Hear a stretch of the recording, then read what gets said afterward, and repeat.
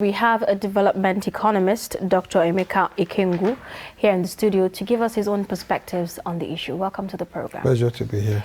Okay, now the guest that left here earlier, emphasized on the fact that the issue Nigeria has is between policy and implementation. Are you of that opinion as well? Well, it's not at the heart of it.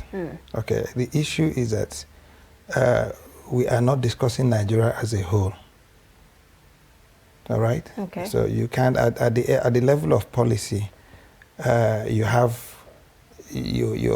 what you might be able to call the Nigerian Agro or the Nigerian Agric or the Nigerian Infrastructure Development Program. But at the level of implementation, you now begin to see at all levels, both the national and the subnationals, a lot of silos. Okay, there is no synergy of what you might be able to call the two other P's, or the P and the A. Now, the second P is projects, and then the A, actions. Now, it is good enough that everybody has a thought, and that is what the policy is. Policy is actually your thought lines that you've aggregated into a legal document. Okay, you now give it a legal backing to say, okay, this is the way to go. Now, for you to say that this is the way to go does not mean you have gotten to where you're going to. That movement has to now be made possible by now what you call your program.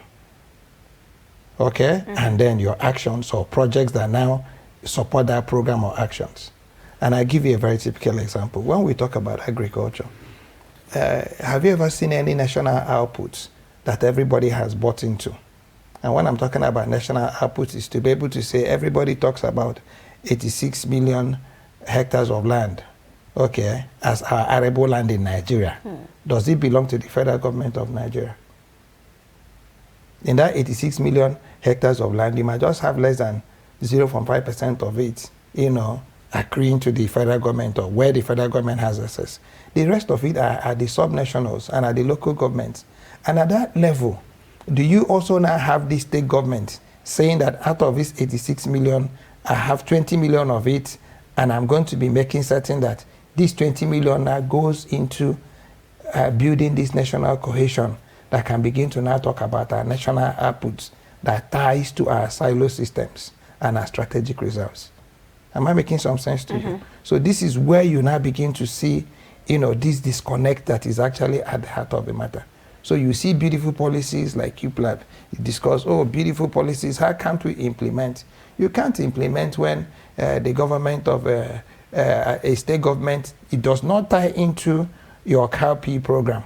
So you are thinking more of the political dimension to the implementation of policies. It's not political. Right? It is not political. It's the strategy. Okay? A political makes it still policy. It is at the level of policy that you have political will and all that and all that. I'm saying, listen, there are 212 million Nigerians. You want to feed them. You have 86 million hectares of land. Okay? Distributed amongst your 36 states and the FCT, right? Now, you have a federal ministry of agriculture and 36 ministries of agriculture. What is the synergy? Do they meet? Now, when they meet, do they present a common budget? Do they present a common program? Okay? Do they understand that the nation needs 300 million tubers of yam? Okay? And it's going to be coming from location A, B, C, D. And this is where we're going to be doing, harvesting, storage, transportation, value addition, and all that. That's not political. You understand? Now, this is where you now have what you might be able to call, if you may, an implementation strategy. Yes, so, but if you talk in the sense of, subnationals, not necessarily buying into maybe the policies of federal government, right?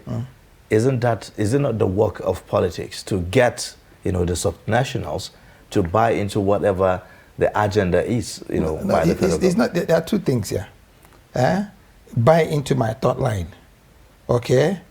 It's my thought line, and then know that this is all about our national security. And again, one mistake people make is that they see food as agriculture. Food is actually security. And until you begin to treat food as security, because food security, food is actually a very major instrument of subjugation, if you may. All right? Whoever it is that controls your food, even at home, even for those of you who come from northern Nigeria, there's what you call the rumbu. Am I getting it right? And women are not allowed into the rumbu.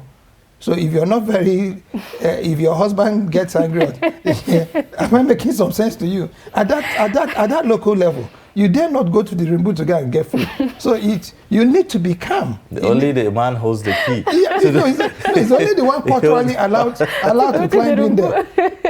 So it keeps you in the narrow. You need to be sober. And at the global level, I mean, we're talking about Nigerian food imports. Is it not surprising that the biggest food or import we make is wheat? Go and look at your statistics. And then you're talking about animal fats and all that, and oils. And then you have 86 million hectares of land. And the president himself, says that only 2.6, percent of it is in cultivation. And it's not even in right cultivation. So what really is our problem? Understanding what the problem is, like I've just tried to explain to you. So it's not a question of somebody who doesn't have access. What the federal government does, through the Ministry of Agriculture is to give the impression that they are in charge of these 86 million hectares of land, whereas that's not the truth. Do you understand what I'm saying? Yeah. The land is in the hand of the states. So if you want to promote agriculture, okay, first and foremost, you must promote agriculture as what it is. A very major component of national security. In fact, the most important. Because so in doing that, how do you do that? If, say, federal government does not necessarily have control, over these lands, they are in the hands of the subnationals. How does the federal government ensures that the subnationals, do what they need to do in terms of promoting agriculture at their level? For everybody to know that all of us live in a local government, including the federal government. The president of Nigeria lives in Agric local government. That's where his official residence is. True? Okay? The governor of Kaduna lives in a local government in Kaduna. And is that not true? Ditto with every other governor in Nigeria. So it is all about that base level. And I'm talking about us simplifying it. And I tried to do so earlier, to say to you, let us now match numbers with demands. Okay? Now, every human being alive needs some volume of nutrition to be able to survive. And, well, food to survive, but nutrition to be able to grow well. So the moment you're able to now, identify what a child needs, a 5-year-old child, and that's why those of you who are women, you bring carrots, you bring this, you bring this, you bring this, you bring that, and then you're getting this mixture for your child. If that becomes the basic, I'm trying to make this very elementary, okay? And we now have 200 million people that you must give nutrition support. And in giving this nutrition support, you don't need to give these things to them in a raw form. From carrot, you can get extracts. From this, you can get this. From that, you can get this. This is where you now start building your food chain. But what is important is how are you going to get it? Okay? Again, there's been this argument of GMOs. And I say that GMO is the reason why you are getting all the wheat you're getting from America. It's not every GMO that is lab-based. Right. Okay? And then GMOs are actually supposed to now, make it a lot easier for you to produce even in the harshest of weathers. If you apply the GMO to probably your seedling and then your land preparation and all that. Okay? We're talking about genetically modified organisms here. That's what it is. So it's all about science. So you cannot remove science. Now you say you need science and technology to be able to promote increase it and all that. And you say, oh no, but in this science and technology, we're also not going to be adopting the GMO, which is actually at the heart, okay, of preparing your land. So the point I'm trying to make is that if you understand it well, the first thing we're talking about is, do we have land to produce? Now, if the answer is yes, do we have the technology to be able to now get the best yield out of that land? If the answer is yes, do we have the human capital to be able to get that thing done? If the answer is yes, do we now have the support infrastructure to be able to now start doing your value processing? Okay, now these are the strategies. And in doing this, We'll now begin to now say, okay, let's assume you're Kaduna State, my brother. Let's assume you're Adamawa State, okay, and I am Abia State. Okay, Adamawa, Abia, this. From our geospecifics, from our, you have X amount of land, by your weather, by your this, by your access to water, you can be able to produce this. So we are going to be supporting you to be bringing this, okay, onto that national whole. Now, you are talking about a national strategy, and it has nothing to do with politics. Do you understand? It has everything to do with the factors of production. You know, we politicize everything in Nigeria. Good luck to you guys. You know, because I'm trying to. This is a simple thing you need to do. Yes, it sounds simple, you know, really, but you know, in the interview with the president, he made reference to land ownership and how it is a problem, especially in the southeastern part of the country and all of that, as you know, as a challenge, you know, to boost, you know, local production of food and all of that. Well, you see, the greatest asset you have is land, and if you had land, it's just I don't know how much time I have. I would have told you if I can come to you, and I say to you, this your plot of land, can actually earn you 2 million naira if I put in a cattle fattening facility here. You'll be very willing to give that land because you haven't sold it. So it is, again, what you ask people. And I am one of these proponents of saying, don't take anybody's land. Don't. What you need to do is to improve on that land and do shared prosperity. That's the simplest way to go. Okay? And that way, everybody begins to see value. So you might not have gone to school. You can now use that land, okay, to be able to make certain that your generations after you, okay, now are able to now move from whatever level you are into something else. You don't need to take my land. Okay. Now, in your assessment, would you say Nigeria has achieved food security, or are we on our way there? Nigeria is very food insecure. We are not even very close to understanding what it is. We are so food insecure that it is scary. It's very scary. The level of hunger. In fact, there's a report that says that about 400,000 children are going to be dying because of malnutrition. They would die because, I mean, it's almost too late to save them. And then with insecurity in the northeast zone, the numbers are even getting worse. So when you're talking about, are you going to achieve food security with a hoe and a knife? Is that how they're doing food insecurity? Well, what we're doing is we're not even doing farming as it were. We're doing gardening. We're just playing around, because even the people who are doing the farming, the farm outputs can't even feed them and their families. So we should be talking about mechanized farming, which is, you know, part of the issues that the president says that they're going to be focusing on, you know, until the end of his administration, in terms of investing heavily in mechanized farming. How much of that do you think we're doing? We need to invest heavily in understanding the cross-cutting issues. Mechanization is not at the back end. Mechanization is actually at the midstream. What is important is land delineation. And necessarily, you don't even need to, again, mechanization are of two kinds. Okay, mechanization vis-a-vis, and you see, each time people talk about mechanization, what comes to mind is tractorization. Okay, that's not the same thing. If you're talking about mechanization vis-a-vis technology and innovation, then we should be focusing on the Ministry of Science and Technology. That should be at the heart of now doing what you call technology driven. But you must be able to, each time you use the word mechanization, separate it clearly from tractorization. They are not the same thing. And tractorization has a lot of its own issues if you also don't understand it.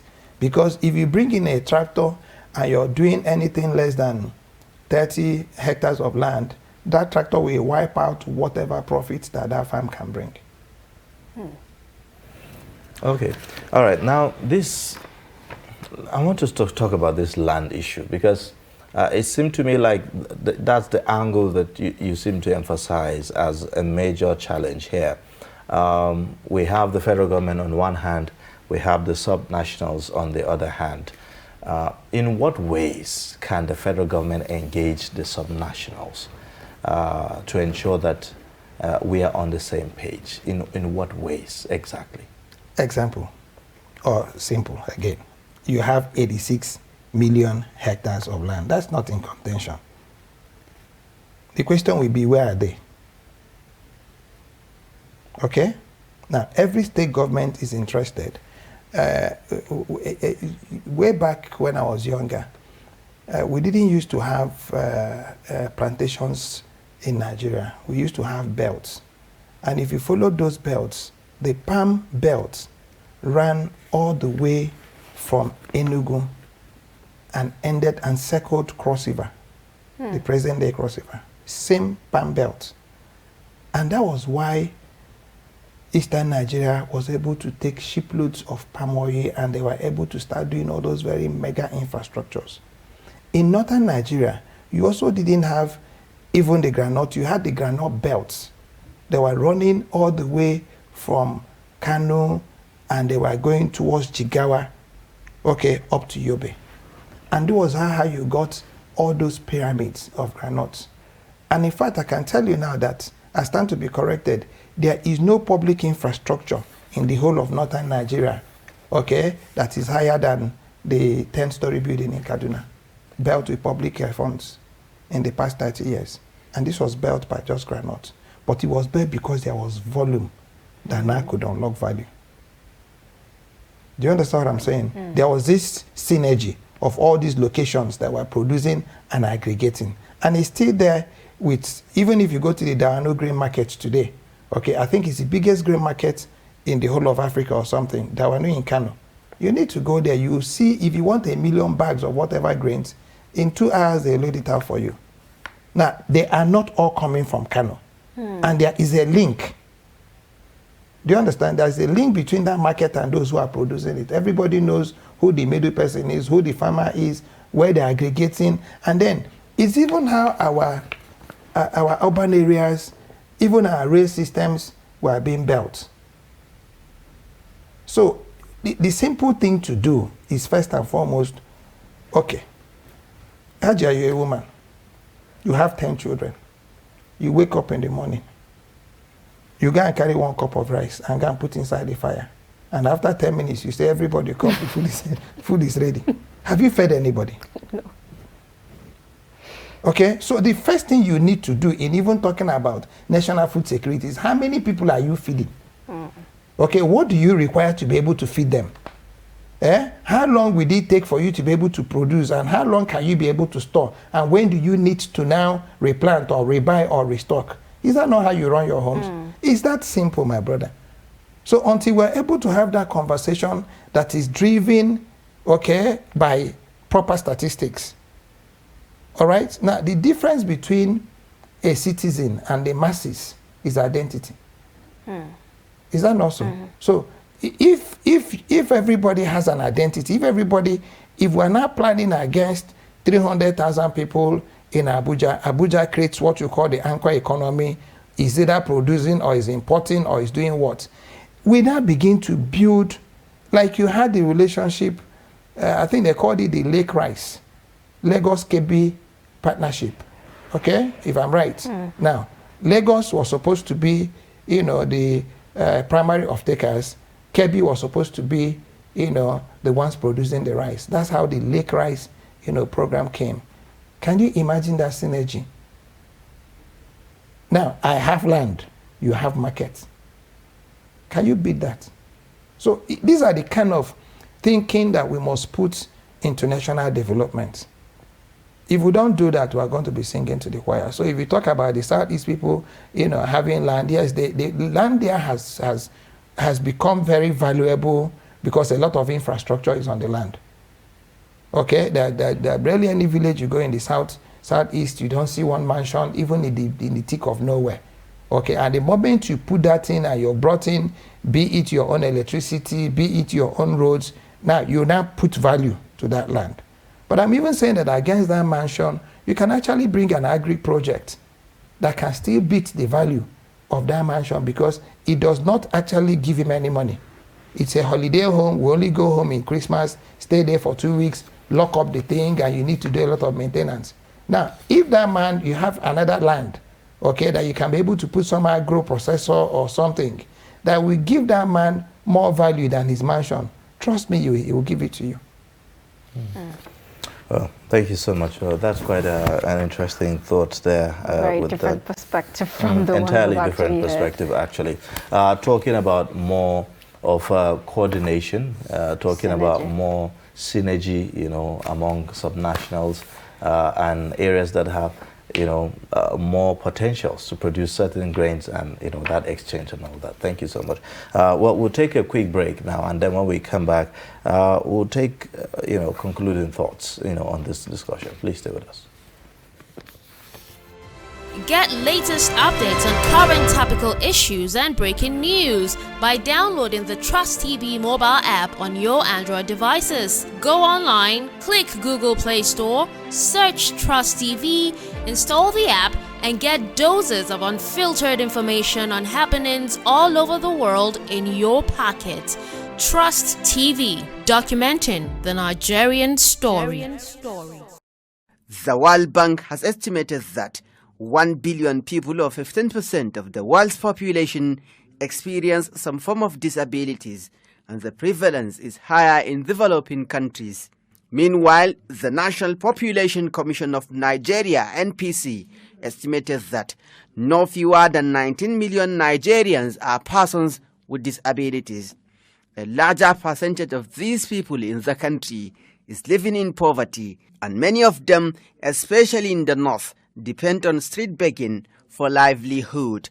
Notwithstanding, some of the PWDs are actively working on their own to earn a living.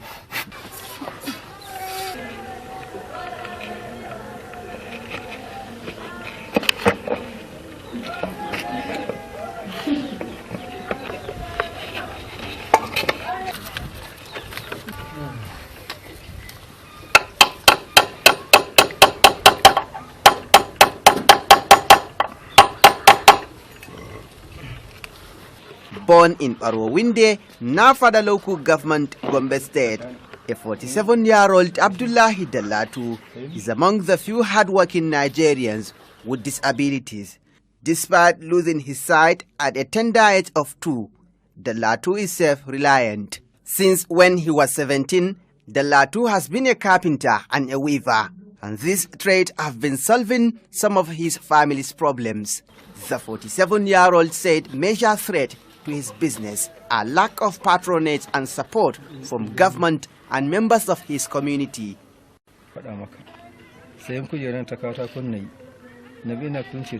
I once bought a stool, dismantled it and removed the nails. I used a saw to cut the wood, and by God's grace I reconstructed the stool.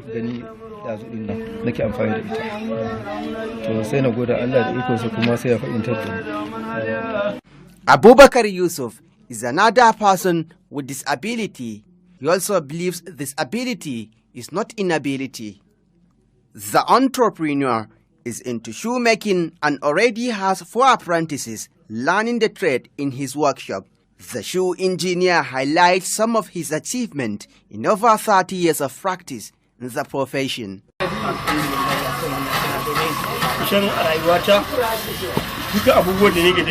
I'm grateful to God about this business. I have all my assets through this business. Before I was renting a shop, but now this shop is mine. I also got married and have 9 children. Some of them are in primary, secondary school and university. All I can say is praise the Almighty Allah.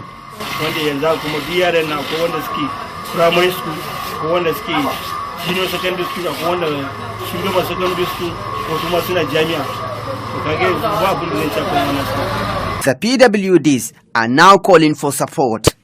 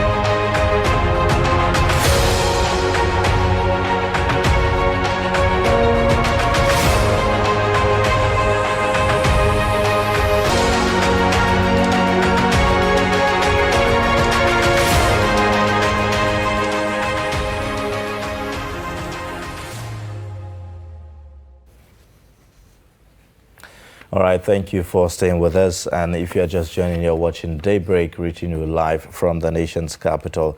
In the studio, we have a development economist, Dr. Emeka Okengu, and he's been giving us perspectives about this recent contradiction. Now, earlier we told you that in the midst of huge investment in agriculture, the federal government said it spent $1.68 billion on food importation between January and September in 2011. So that's quite, contradictory if you look at, how much of investments that the government is making in the agricultural sector. We're still seeing, importation at that rate. And then we're trying to deconstruct exactly what's the problem. If we have such vast land in Nigeria and Africa, Nigeria specifically is blessed, and how come we are actually, suffering from this, food insecurity and the likes of it? Doctor, you have been talking to us about this, and the former guest talks about, policy implementation. You are taking us to another dimension of the issue, which is the lack of synergy and the lack of understanding of the magnitude of the problem that we are dealing with. So how well are we deconstructing, the need of the moment in terms of food shortage, and whether or not we are actually matching our responses, with the realities on ground? Well, it's about data and statistics. Okay? How cogent is the data and statistics that we're using? Okay? How many in this expenditure we've done, how much of it have we done in scoping studies? A lot of the studies, a lot of what you want to read up on the agricultural sector of Nigeria will be studies paid for by FAO. They got the ones that engage consultants, develop these TORs for them, and then the people submit to them. To what extent have we been able to engage our own institutions to be able to also now carry out these scoping studies? And like I keep saying, it is all about getting what you call your baseline map. And then say to yourself, this is what I want to do over a period of time. But in doing this, these are the things I need to be able to do this. So when you're talking about policy, and I keep saying to you, if the president comes on TV, whatever thing he says, okay, is a policy thought line that you can develop upon. All right? Okay? The president says, I want every Nigerian to eat, to go to bed with a full tummy. It's a policy thought line. Now, it is for the people who are around him to now say, okay, what does the president mean by every Nigerian? It means that every 200 million persons in Nigeria must be able to eat. Now, for this to happen, we need to know where they are, what they are doing, okay, all right, and how they can get this food to eat. Am I making some sense? Now, this is where the challenge of integration comes and planning comes. You just don't go on air after that and then go and develop a national every Nigerian eat program and launch it. You're going to be throwing money or piecing it down the drain. It won't work. You must be able to have a war room. We want to be able to develop a national war room where we have, and this is where the National Planning Commission, okay, or Ministry of Finance now and Budget and National Planning can now be able to come into play. We should be able to now draw up this thing, and then against the people who can now be the factors. Who are those? I've just given you an example of the lake rice. Lagos has no land. Kebbi has a lot of land. Okay? But Lagos has the market. And Kebbi and Lagos have now done this collaboration. And they now have a product they call lake rice. LA representing Lagos, KE representing Kebbi. Okay, imagine if you had more of those things, where you had the same thing for beans, the same thing for this, the same thing for even cattle. I tell you this, a lot of people don't know this. The cattle economy, each time I have a chance to say this, cattle sales in Nigeria on a daily basis is 4 billion naira of first sale. I'm saying first sale. What do I mean by this? And it is only in one section of Nigeria because about 40,000 heads of cattle by statistics are slaughtered in the southern part of the country on a daily basis. Both of you are Northerners. Is there any way you can buy cattle for 100,000 now, even if it's a sick one? But I'm using 100,000 naira as my calculation. 100,000 times 40,000 gives you 4 billion every day. So imagine when you build a synergy between these people who are coming from the Sahel region. They are on forced migration, they don't have land, they don't have grass, and you're able to develop that kind of synergy, okay, between those who have this cattle and those who have the land and the markets. How you can begin to create social inclusion. Okay, so is Nigeria really ready to cut down on importation of goods? You can only be ready to cut down when you understand where you need to cut from. It's a question that has no answer, because it's beyond Nigeria. You're treating Nigeria as 3 of us sitting in this room. Do you understand what I'm saying? Mm-hmm. So it's not a question you can answer very easily. And remember that what government is supposed to do is to actually superintend standards. And it's in superintending standards that you now create, these scenarios where people now find it a lot easier to grow at home than to start bringing in. A trader wants to maximize his profits. And that's what trade is all about. Mm-hmm. All right, now talking about this synergy that you've talked about, you gave instance between the South, and the North in terms of production of cattle and all of that, cows and the rest of them. We've seen how that conversation has been marred by political interest. For instance, if you take a subject like the cattle grazing, it's something that has become controversial, and we see all sorts of narratives, given along ethnic lines. And in fact, in some places, like secessionist groups like IPOP, for instance, says they are banning, the eating of cows in the southeastern part of the country. When you see narratives like that, how does that have an implication on these efforts? Okay, let's also discuss the narrative of the governor of Katsina State, that also came out and said he was banning cattle moving around.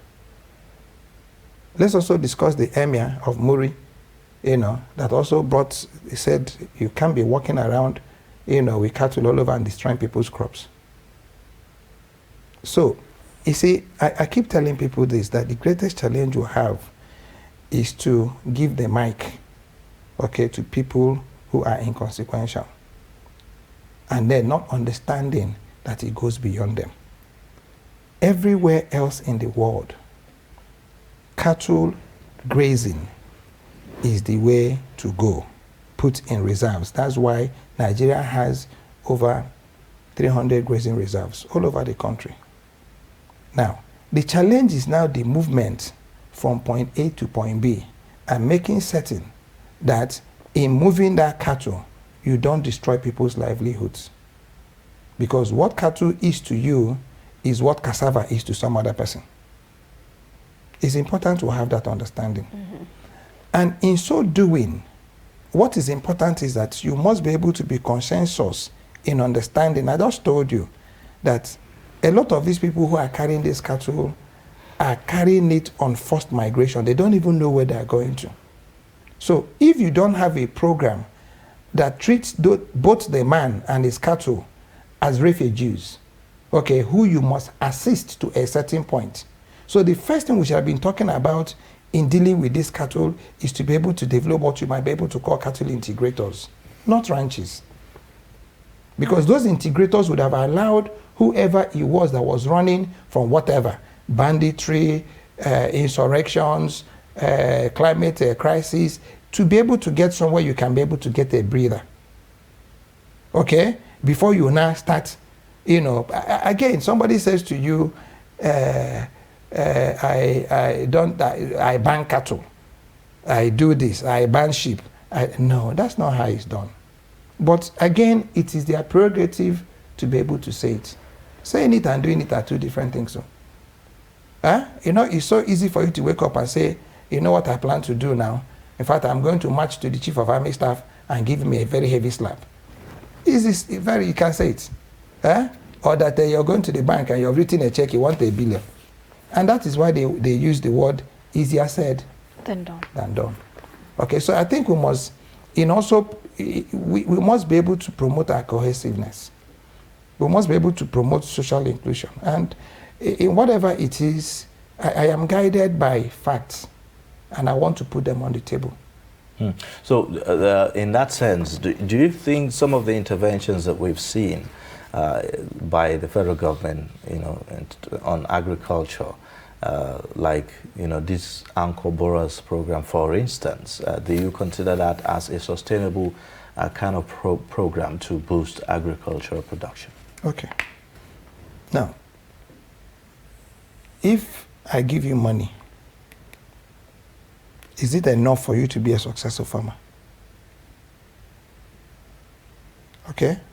If I give you seeds or seedlings, and you do not know, the soil properties of your land, would you get yield?